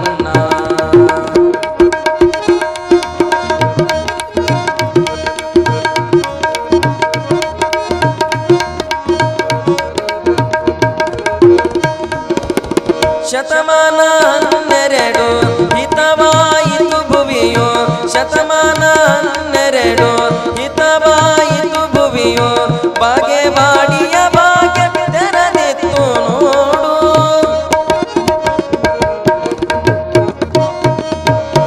ಶತಮಾನ 12 ಹಿತವಾಯಿತು ಭುವಿಯು ಬಾಗೇವಾಡಿಯ ಭಾಗ್ಯ ತೆರೆದಿತ್ತು ನೋಡು ಸೂರ್ಯನ ಬೆಳಕುವಂತೆ ಕಾರ್ಯಕ್ಕೆ ಸುಖವಾಯಿತೆ ಸೂರ್ಯನ ಬೆಳಕುವಂತೆ ಕಾಯಕ್ಕೆ ಸುಖವಾಯಿತೆ ಜಗವ ಬೆಳಗಿದೆ ಬಸವಣ್ಣ ಜಗದ ಜ್ಯೋತಿಯೇ ಬಸವಣ್ಣ ಧರ್ಮವ ಬೆಳಗಿದೆ ಅಣ್ಣ ಕರ್ಮವ ಕಳದೆ ಅಣ್ಣ ಧರ್ಮವ ಬೆಳಗಿದೆ ಅಣ್ಣ ಕರ್ಮವ ಕಳದೆ ಅಣ್ಣ ಬಾಬಾರೋ ಇನ್ನೊಮ್ಮೆ ಬಸವಣ್ಣ ಬಾಬಾರೋ ಈ ಭುವಿಗೆ ಬಸವಣ್ಣ ಬೆಳಗಿದೆ ಎಣ್ಣ ಕರ್ಮವ ಕಳೆದೆ ಎಣ್ಣ ಬಾಬಾರು ಇನ್ನೊಮ್ಮೆ ಬಸವಣ್ಣ ಅನ್ನುವಂತ ಗೀತೆ ಹಾಡಿದ ಕಲಾವಿದರಿಗೆ ಮತ್ತೊಮ್ಮೆ ನಿಮ್ಮೆಲ್ಲರ ಜೋರಾದ ಚಪ್ಪಾಳೆಯಲ್ಲ. ಬಸವಣ್ಣ ಈ ಭೂವಿಗೆ ಹುಟ್ಟದೆ ಹೋಗಿದ್ರ ಸ್ತ್ರೀ ಕುಲಕ್ಕೆ ಸಮಾನತೆ ಸಿಗ್ತಿರ್ಲಿಲ್ಲ. ಯಾವುದು ಸರಳವಾದ ಧರ್ಮ ಅದೋ ಅದನ್ನ ಸ್ವೀಕರಿಸಿ ಅದನ್ನ ಬೆಳೆಸಬೇಕು ಅನ್ನುವಂತಹ ಮಹಾ ಕಾರ್ಯವನ್ನ ಮಾಡಿದ ಯಾರು ಬಸವಣ್ಣ. ಎಲ್ಲರಿಗೂ ಕೂಡ ಸಮಾನತೆ ಹೆಣ್ಣು ಗಂಡು ಅನ್ನುವಂತಹ ಭೇದ ಭಾವ ಇರಬಾರದು ಅಂತ ಹೇಳ್ತಾನೆ ಬಸವಣ್ಣ. ನಿಜವಾಗ್ಲೂ ಬಸವಣ್ಣ ಬಾಲ್ಯದೊಳಗಿದ್ದಾಗ ಬಹಳಷ್ಟು ದೊಡ್ಡ ಪ್ರಯತ್ನವನ್ನ ಮಾಡಿದ ಸ್ತ್ರೀ ಕುಲದ ಸಂತತಿಗಾಗಿ ಸಮಾನತೆಗಾಗಿ. ತಂದೆಯಿಂದ ವಿರೋಧವನ್ನ ಮಾಡಿ ಯಾವಾಗ ಅಕ್ಕನಿಗೆ ಉಪನಯನವನ್ನ ಕೊಡೋದಿಲ್ವೋ ಅದನ್ನು ನಾವು ಒಪ್ಪಿಕೊಳ್ಳಲಾರೆ ಅಂತ ತಿಳ್ಕೊಂಡು ಮನೆಯಿಟ್ಟು ಹೊರ ನಡೆದ. ಆಗ ತಡಿಲಿಕ್ಕೂ ಹೋಗಿರುವಂತಹ ತಾಯಿಯನ್ನ ಬೆದರಿಸಿ ಒಳಗ ಕರೆದ ತಂದೆ. ಅಕ್ಕ ನಾಗಮ್ಮ ಅಂತಾಳ, ಏ ನಾಗಮ್ಮ ತಮ್ಮ ತಮ್ಮ ತಮ್ಮ ಅಂತ ತಮ್ಮನ ಮ್ಯಾಗ ಎಷ್ಟು ಪ್ರೀತಿ ಇದ್ದಿ, ತಮ್ಮ ಮನಿ ಬಿಟ್ಟು ಹೊಂಟಾನ, ಅದನ್ನ ಅವ್ರನ್ನ ತಡಿ ಅಂತ ಅಂದುಕೊಳ್ಳೇನೆ. ಅಕ್ಕ ನಾಗಮ್ಮ ಹೇಳ್ತಾಳ, ಕೋಗಿಲೆ ಮರಿ ಕಾಗಿ ಗೂಡಿನೊಳಗ ಬಹಳಷ್ಟು ದಿನ ಇರೋದಿಲ್ಲ ತಾಯಿ ಅಂತಾಳಕ್ಕೆ. ಅವನ ವಿಚಾರ ದೊಡ್ಡದು, ಅವನ ಪ್ರಬುದ್ಧತೆ ದೊಡ್ಡದು, ಅವನ ವಿಚಾರಕ್ಕ ಇಡೀ ಜಗತ್ತೇ ಒಂದು ದಿನ ತಲೆಬಾಗ್ತದ ಅಂತ ಹೇಳಿದ್ಲು ಯಾರು? ಅಕ್ಕ ನಾಗಮ್ಮ. ಆಗ ಸೀದಾ ಬಾಗೇವಾಡಿಯನ್ನ ಬಿಟ್ಟು ಎಲ್ಲಿಗೆ ಬಂದ ಅಂತಂದ್ರೆ ಕೂಡಲ ಸಂಗಮಕ್ಕೆ ಬಂದ. ಕೂಡಲ ಸಂಗಮ ಈಶಾನ್ಯ ಮುನಿಗಳು ಪವಿತ್ರವಾದ ಆಶ್ರಮವನ್ನ ಕಟ್ಟಿದ್ರು. ಜಾತವೇದ ಮುನಿಗಳು ಈಶಾನ್ಯ ಮುನಿಗಳು ಅಂತಿದ್ರು. ಅಲ್ಲಿ ಬಂದು 12 ವರ್ಷಗಳ ಕಾಲ ವೇದ ಆಗಮ ಉಪನಿಷತ್ತುಗಳನ್ನ ಅಭ್ಯಾಸ ಮಾಡಿ ಸ್ತ್ರೀ ಕುಲದ ಸಮಾನತೆಗಾಗಿ ಮುಂದೆ ಏನ್ ಮಾಡ್ದ? ಕಲ್ಯಾಣದ ಕಡೆಗೆ ಬಂದ. ಕಲ್ಯಾಣದ ಕಡೆಗೆ ಬಂದು ಬಿಜ್ಜಳನ ಆಸ್ಥಾನದೊಳಗ ಮಂತ್ರಿಯಾಗಿ ಕೆಲಸ ಮಾಡ್ತಾ ಮಾಡ್ತಾ ಮಾಡ್ತಾ ಮಾಡ್ತಾ ಕಲ್ಯಾಣಕ್ಕೆ ಬಂದಿರುವಂತಹ ಎಲ್ಲ ಕುಲದ ಶರಣರಿಗೆ ಲಿಂಗ ದೀಕ್ಷೆಯನ್ನ ಮಾಡಿಸುವುದರ ಮುಖಾಂತರ ಲಿಂಗಾಯತ ಧರ್ಮದ ಹರಿಕಾರನಾಗಿ ಹೋದ ಬಸವಣ್ಣ. ಹರಿಕಾರನಾಗಿ ಹೋದ. ಯಾಕೆ ಈ ಮಾತನ್ನು ಹೇಳಬೇಕಾಗ್ತದೆ ಅಂತಂದ್ರೆ ಲಿಂಗಾಯತ ಅನ್ನುವಂಥದ್ದು ಪವಿತ್ರವಾದ ಧರ್ಮ. ಆ ಧರ್ಮದೊಳಗೆ ನಾವೆಲ್ಲರೂ ಕೂಡ ಹುಟ್ಟಿ ಬಂದೀವಿ ಅಂತಂದ್ರೆ ಬಹಳಷ್ಟು ಮಂದಿ ತಪ್ಪು ತಿಳ್ಕೊಂಡರ. ಲಿಂಗ ದೀಕ್ಷೆ ಒಳಗೆ 3 ಪ್ರಕಾರ, ವೇದಾ ದೀಕ್ಷೆ, ಮಂತ್ರ ದೀಕ್ಷೆ, ಕ್ರಿಯಾ ದೀಕ್ಷೆ ಅಂತ 3 ಪ್ರಕಾರ ಅದಾವ. ವೇದಾ ದೀಕ್ಷೆ ಅಂತಂದ್ರೆ ನೀವ ತಗೊಂಡ್ಬಂದು ಕಟ್ಕೊಳ್ಳೋದಕ್ಕ ಅದು ಮಹತ್ವ ಸಿಗೋದಿಲ್ಲ. ಈಗ ನೋಡಿರ್ಬೇಕಾದ್ರೆ ಈ ಗುಡಿ ಒಳಗೆ ಅದು ಕರ್ಕೋರಿ ಖುಷಿನ ಅದನ್ನ ನಾನು ನಿಮ್ಗೆ ಹೇಳೋದು ಅರ್ಥ ಆಗತ್ತಿಲ್ಲ. ಕರ್ಕೊಂಡ್ ಕುಂದರಿ ಹುಡುಗರು. ವೇದಾ ದೀಕ್ಷೆ ಅಂತಂದ್ರೆ ನೀವ ತಗೊಂಡು ಬಂದು ಕಟ್ಕೊಳ್ಳೋದಕ್ಕ ಅದಕ್ಕೆ ಮಹತ್ವ ಇಲ್ಲ. ಈಗ ಗುಡಿ ಗುಂಡಾರ ಎಲ್ಲಿ ಹೋಗ್ತಿರಲ್ಲ ಅಲ್ಲೊಂದು ಲಿಂಗಪ್ಪನ ತಗೊಂಡು ಬಂದು ನೀವ ಪೂಜೆ ಮಾಡಿ ನೀವ ಕಟ್ಕೊಂಡ್ರೆ ಕರಿ ಗೊಟ್ಟಿ ಕಟ್ಕೊಂಡಂಗ ಅದು ಲಿಂಗಪ್ಪ ಕಟ್ಕೊಂಡಂಗ ಆಗೋದಿಲ್ಲ. ಕಟ್ಟವ್ರು ಬಂದು ಕಟ್ಟಿದ್ರೆ ಏನಕ್ಕದ? ಅದು ಲಿಂಗಕ್ಕದ. ನೀವು ಲಿಂಗಾಯತರಾಗ್ತೀರಿ. ಮುಹೂರ್ತಕ್ಕೆ ಸರಿಯಾಗಿ ಗಂಡು ಬಂದಿಲ್ಲ ಅಂತ ತಿಳ್ಕೊಂಡು ವಧು ಏನು ವರ ಬಂದಿಲ್ಲ ಅಂತ ತಿಳ್ಕೊಂಡು ತಾನ ತಾಳಿ ಕಟ್ಕೊಂಡ್ರೆ ಹೆಂಡತಿ ಹಾಕಳ ನಾಯ್ಕ. 12ವರೆಗೆ ಮುಹೂರ್ತ ಮೀರ್ತದ ತಿಳ್ಕೊಂಡು ಇನ್ನೂ ಮದಿಮಗನ ಬಂದಿಲ್ಲ ಅಂತ ತಿಳ್ಕೊಂಡು ಇನ್ನು ಮುಹೂರ್ತ ಮುಗಿತದ ತಡಿ ಅಂತ ತಿಳ್ಕೊಂಡು ಬಡ ಬಡ ತಾನತ್ ಹಿಂಗ ತಗೊಂಡು ಕಟ್ಕೊಂಡ್ಬಿಟ್ರ ಅಕ್ಕಿ ಹೆಂಡತಿ ಆಗೋದಿಲ್ಲ, ಅವ ಗಂಡ ಆಗೋದಿಲ್ಲ. ಕಟ್ಟಾವ ಬಂದ ಕಟ್ಟಿದ್ರೆ ಅಕ್ಕಿ ಸತಿ ಹಾಕಾಳ, ಅವ ಪತಿ ಹಾಕಾಳ. ಹಂಗ ವೇದಾದೀಕ್ಷೆ ಅಂತಂದ್ರೆ ಗುರು ಏನ್ ಮಾಡ್ತಾನೆ ಅಂತಂದ್ರೆ ತನ್ನ ಹಸ್ತದೊಳಗೆ ಇಟ್ಟುಕೊಂಡು ಪಂಚಾಮೃತ ಅಭಿಷೇಕವನ್ನ ಮಾಡಿ ಅದನ್ನು ಶುದ್ಧ ಮಾಡಿ ಅದರ ಜೀವಕಳೆಯನ್ನ ತುಂಬಿ ನಿನ್ನ ಕೊರಳಿಗೆ ಕಟ್ಟದಾಗ ಮಾತ್ರ ನೀವು ಲಿಂಗಾಯತರಾಗ್ತೀರಿ. ಆ ಲಿಂಗದೊಳಗೆ ಒಂದು ಜೀವಕಳೆ ಎನ್ನುವಂತಹದ್ದು ಬರುತ್ತದೆ. ಇದಕ್ಕೇನಂತಾರೋ ವೇದಾದೀಕ್ಷೆ. ಮಂತ್ರಗಳನ್ನ ಹೇಳಿ ಶುದ್ಧ ಮಾಡಿ ಕಟ್ಟೋದಕ್ಕೂ ವೇದಾದೀಕ್ಷೆ ಅಂತಾರೆ.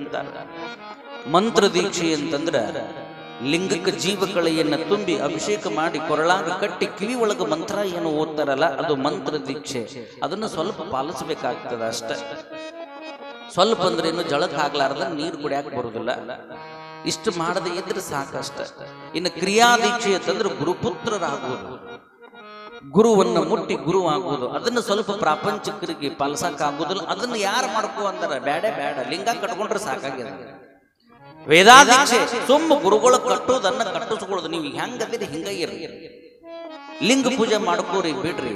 ನೀವು ಜಳಕ ಮಾಡುವಾಗ ಲಿಂಗಯ್ಯನಿಗೆ ಜಳಕ ಹಾಕದಿಲ್ಲ. ನೀವು ಜಳಕ ಮಾಡುವಾಗ ಲಿಂಗಯ್ಯನ ಮ್ಯಾಗ ಬಿದ್ದ ನೀರು ನಿಮ್ಮ ಮ್ಯಾಗ ಬೀಳ್ತಾವೋ ಅಂತಂದ್ರೆ ನೀವು ಬದುಕು ಪವಿತ್ರ ಆಗಿ ಹೋಗ್ಬಿಡ್ತದೆ. ಇನ್ನು ನೀವು ವಿಭೂತಿ ಹಚ್ಕೋಬೇಕಾದ್ರೆ ಆ ಕೈ ಹಿಂಗ ವಿಭೂತಿಗೆ ಹಚ್ಚಿ ಹಿಂಗ ಬರ್ಬೇಕಾದ್ರೆ ಎದಿ ಮ್ಯಾಗ ಹಾಸೆ ಬರ್ಬೇಕಲ್ಲ.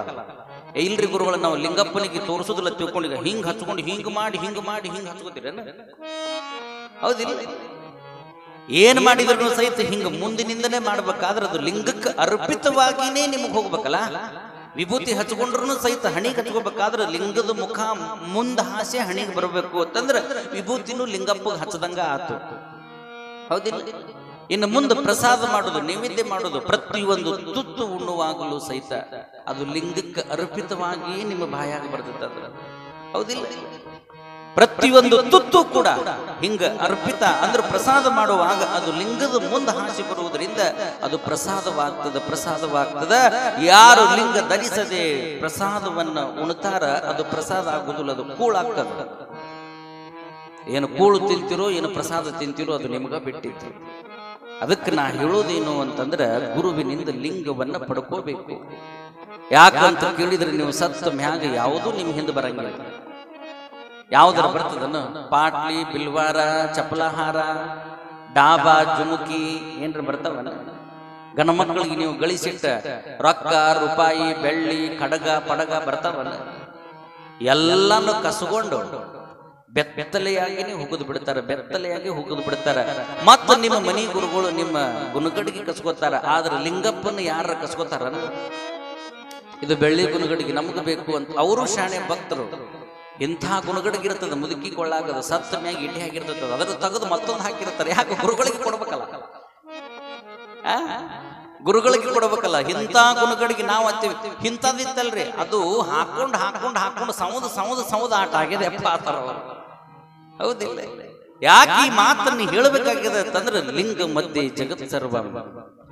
ಲಿಂಗವನ್ನು ಧರಿಸಿ ಜೀವನವನ್ನ ಪಾವನ ಮಾಡ್ಕೋಬೇಕು.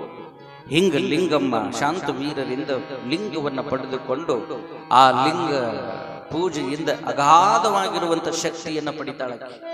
ಯಾರೋ? ಲಿಂಗಮ್ಮ. ಸತತ 3 ಹೊತ್ತು ತ್ರಿಕಾಲ ಪೂಜೆಯನ್ನು ಮಾಡಿಕೊಂಡ್ಲು. ಯಾರು? ಲಿಂಗಮ್ಮ. ಲಿಂಗವನ್ನ ಬಿಟ್ಟು ಇರ್ತಿರ್ಲಿಲ್ಲ. ಅದೇನೋ ಹೇಳ್ತಾರಲ್ಲ, ಎದಿ ಮ್ಯಾಗಿ ಹಿಂಗ ಗುಣಗಳ ಗಡಿಗೆ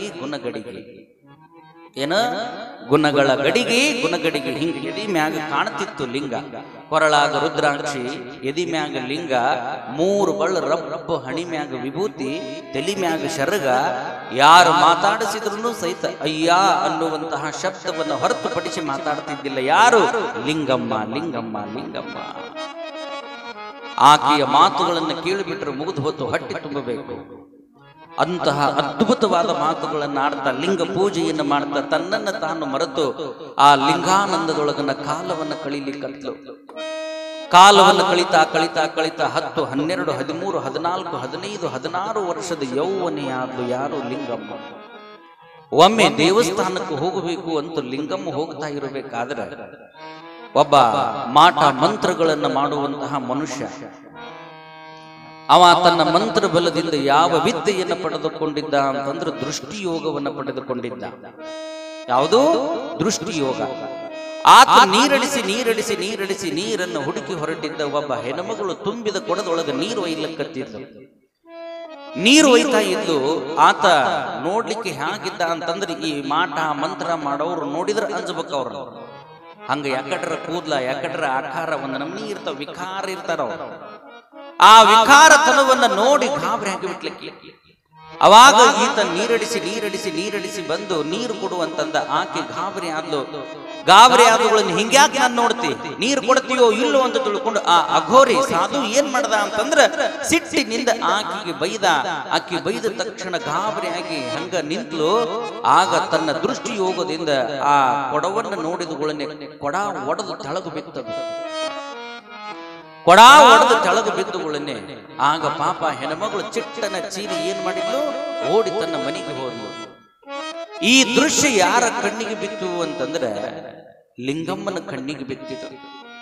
ಅವ ಆ ಕೊಡವನ್ನು ನೋಡುವುದು, ಕೊಡ ಒಡೆಯುವುದು, ತೆಳಗು ಬೀಳೋದು, ಆ ಹೆಣ್ಮಗಳು ಓಡಿ ಹೋಗುದು, ಇದು ಮನಸ್ಸಿನೊಳಗ ಇಟ್ಟುಕೊಂಡು ಸೀದಾ ಲಿಂಗಮ್ಮ ಎಲ್ಲಿಗೆ ಬಂದ್ಲು ಅಂತಂದ್ರೆ ಗುರುಗಳ ಮಠಕ್ಕೆ ಬಂದ್ಲು. ಯಾರ ಹತ್ರ? ಶಾಂತವೀರ ಸ್ವಾಮಿಗಳ ಹತ್ರ. ಶಾಂತವೀರ ಸ್ವಾಮಿಗಳ ಹತ್ರ ಬಂದು ಭಕ್ತಿಯಿಂದ ನಮಸ್ಕಾರ ಮಾಡಿದ್ಲು. ಲಿಂಗಮ್ಮ, ಈಗ ಬಂದಿಯಾ ತಾಯಿ ಅಂತಾರ. ಹೌದು ಅಪ್ಪವ್ರ, ನನಗೊಂದು ವಿಚಾರ ತಿಳಿಬೇಕಾಗಿದೆ. ಏನು? ಯಾವುದಾದ್ರೂ ಒಂದು ವಸ್ತುವನ್ನು ನೋಡಿದ್ರೆ ಆ ವಸ್ತು ಒಡೆದು ಹೋಗಬೇಕು ಅಂತಂದ್ರೆ ಯಾವ ವಿದ್ಯೆಯಿಂದ ಸಾಧ್ಯ ಅಂತಂದುಗಳನ್ನೇ.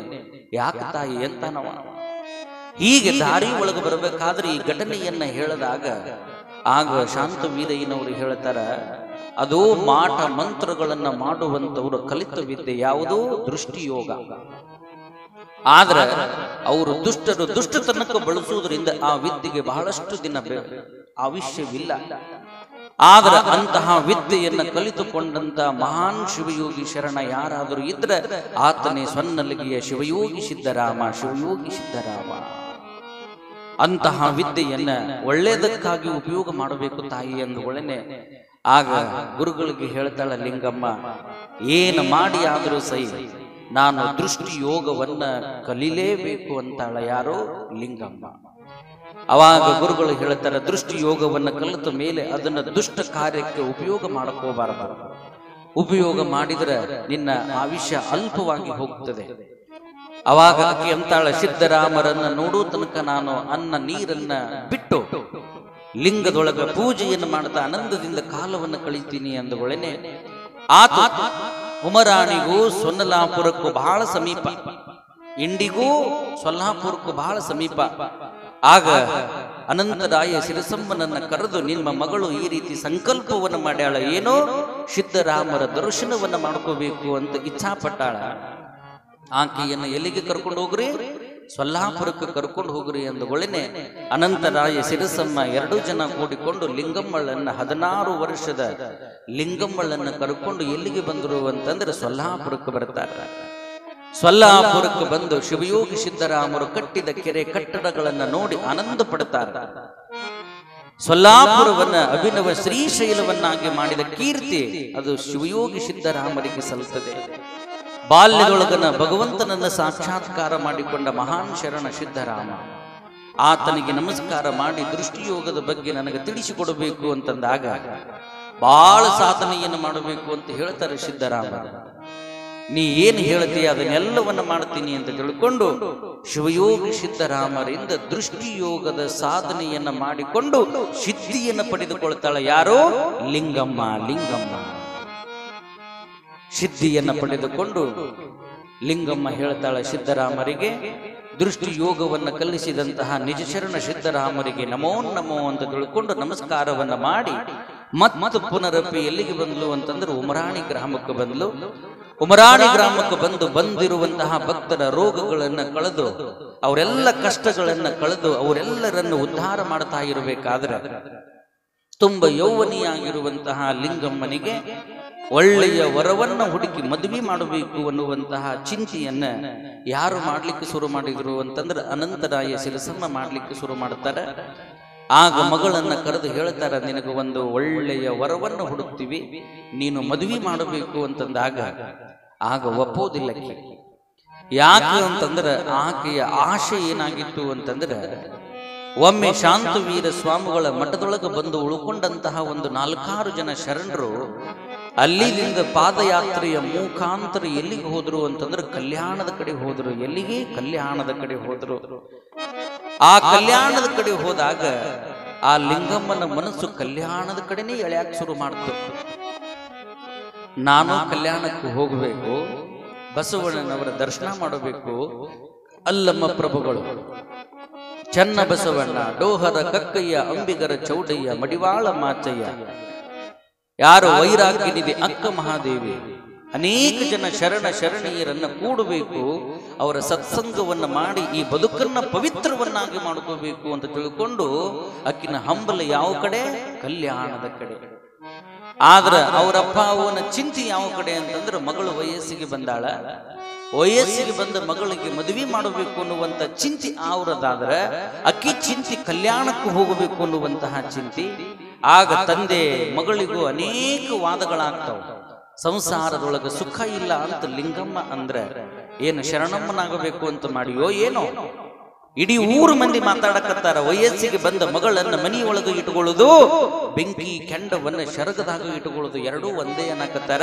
ಅದಕ್ಕೆ ನಿನಗೆ ನಾವು ಮದುವೆ ಮಾಡ್ತೀವಿ ಅಂತಂದಾಗ ಮದುವೆ ಮಾಡ್ತಾರ ಅಂತ ಹೇಳಿ ಲಿಂಗಮ್ಮ ಕಲ್ಯಾಣಕ್ಕೆ ಯಾವ ರೀತಿ ಹೋಗ್ತಾಳ ಅಂತಕ್ಕಂಥದ್ದನ್ನ ನಾವು ನೀವು ಕೂಡ ನಾಳಿನ ದಿನ ಪುರಾಣದೊಳಗೆ ಕೇಳೋಣ, ತಿಳಿದುಕೊಳ್ಳೋಣ ಅಂತಕ್ಕಂಥ ಮಾತನ್ನ ಈ ಸಂದರ್ಭದಲ್ಲಿ ಹೇಳ್ತಾ, ನಾಳೆ ಬಹಳ ವಿಶೇಷವಾಗಿರುವಂತಹ ಪುರಾಣ